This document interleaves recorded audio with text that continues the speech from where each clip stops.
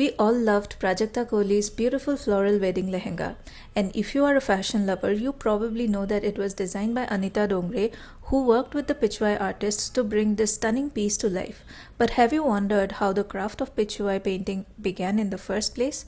That's what I'm going to cover in this video today. So the textile enthusiasts and art lovers can join me while I draw some traditional Pichhvai inspired motifs to create a print design for today's market.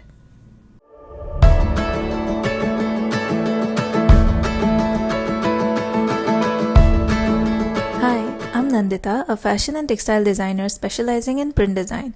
Over the years working in the industry, I have realized that we know surprisingly little about India's rich textile heritage. So I thought of creating a series called Designing with Indian Textile Stories, where I discuss and share forgotten or overlooked stories of traditional Indian textiles. My goal with this series is to rediscover the history and tradition, the process, techniques, and unique design language of these textiles, and then reimagine it as print design for the modern market. So let's learn about the grand art of Pichhvai. In the late 15th century, a new kind of Krishna worship called the Pushti Marg or the Path of Grace was born. It was founded by Vallabhacharya, who believed that the youthful manifestation of Krishna is the most complete incarnation of Vishnu. Pushti Marg believes that the true spiritual goal is achieved through personal devotion and surrender to Krishna in the midst of worldly pursuits and pleasures. It maintains that all existence is derived from a single supreme power and that all living beings carry its essence within them. The soul's awareness of its oneness with the Almighty comes only through God's grace, which is Pushti, and His divine play, Leela, the path to which lies in the adoration of Krishna, which is Bhakti. The Pushti Marg culture is where art and devotion are deeply intertwined.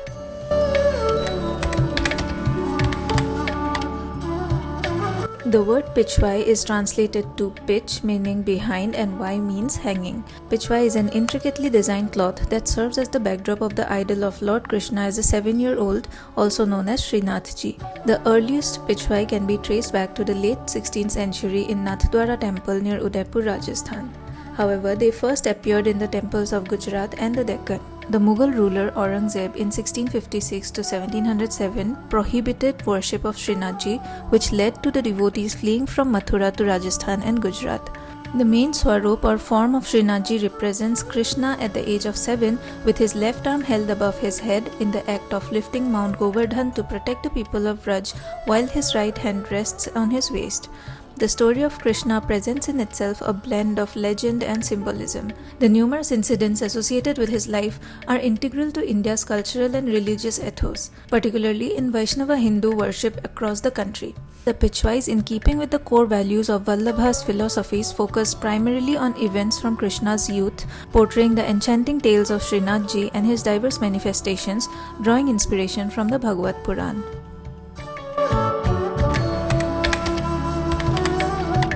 Little is known of the history of Pichhvai artists before the early 19th century or how they took to their profession. They belong primarily to three subcastes, the Adigaur and the Jangir, and the lesser known Mewars.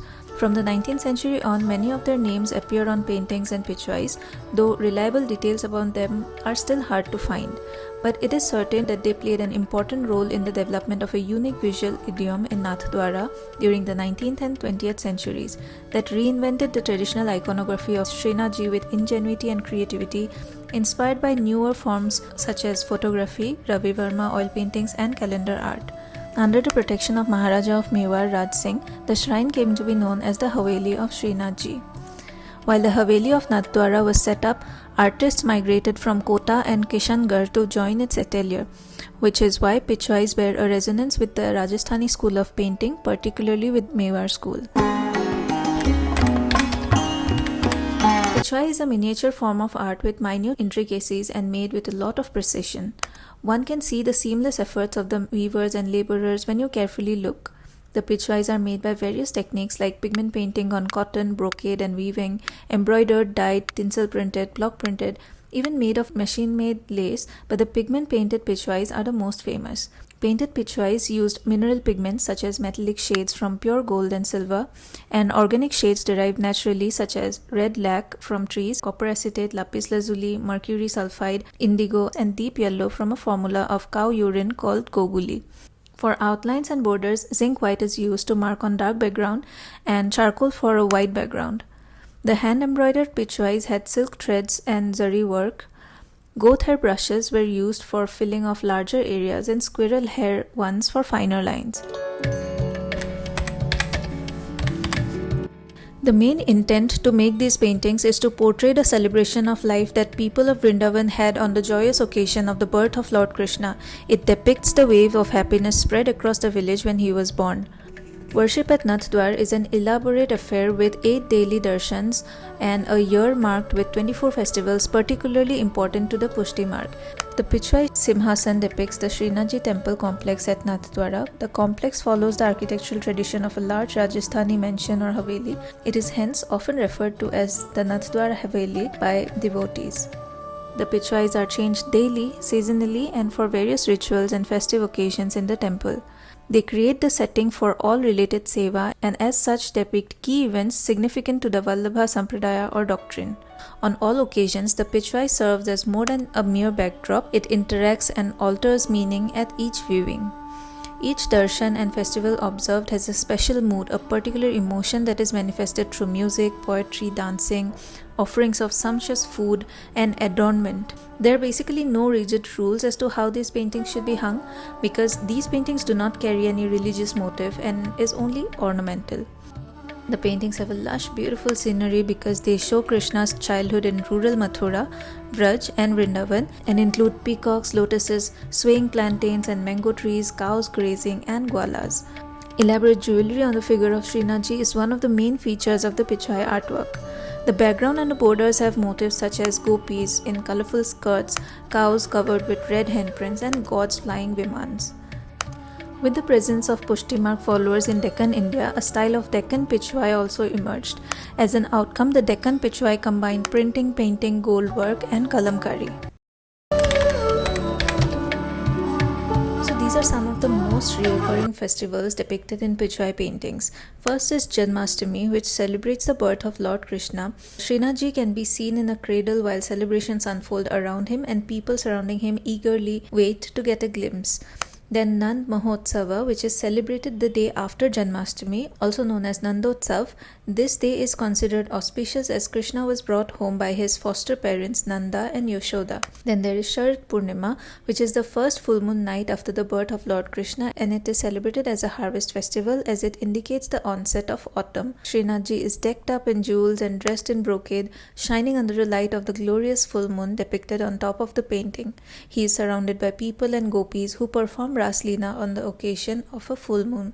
Ras Leela is one of the most famous and loved themes that are spotted in Pichhvai style. It is seen as the night when gopis hear the flute of Krishna and rush to dance with him.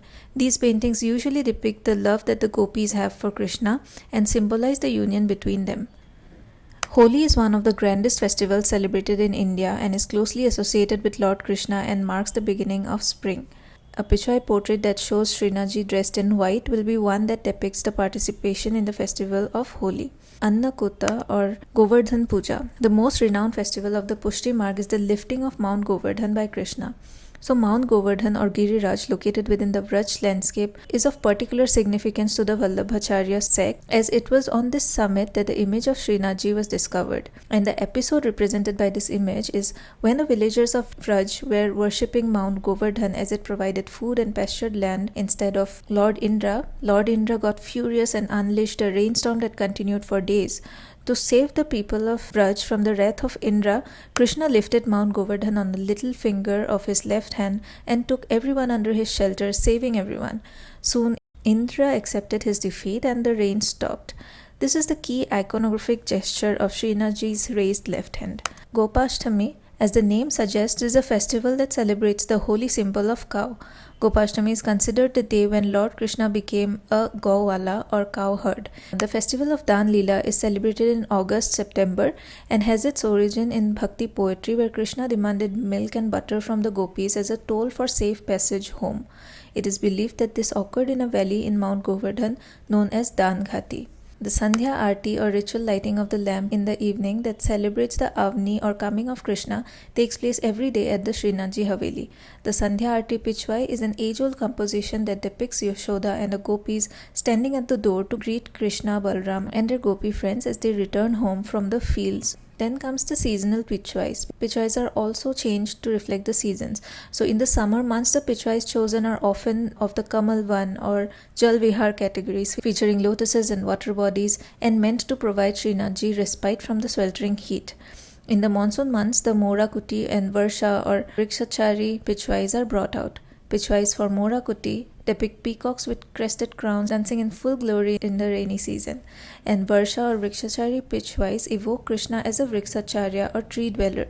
He is only symbolically represented in the painting, usually through the Kadamba tree.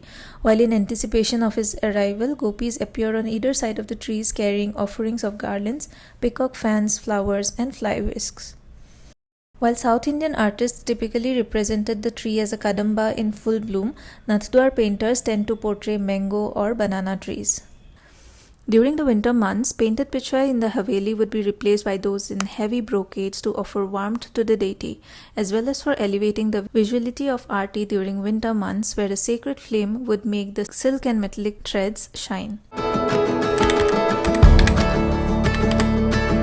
Pichhvai remains one of the most compelling examples of how Indian textile art can be deeply rooted in faith, yet open to reinvention. While the original intent of Pichhvai painting was devotional, rooted in daily rituals and the aesthetics of worship, its enduring beauty has allowed it to find meaning beyond the temple. Whether hanging in Haveli, displayed in a museum, worn on a bridal lehenga, or adopted into a print for modern fashion, Pichhvai continues to tell its story. As designers, when we study these textiles, we inherit more than the motifs. We inherit philosophies, rituals, and aesthetics that have shaped generations. So I hope it inspires you to look at these grand traditions not as relics, but as collaborators in your creative process. As designers and storytellers, we have the privilege and the responsibility to honor these traditions thoughtfully. Let me know what other textile stories you would want me to talk about.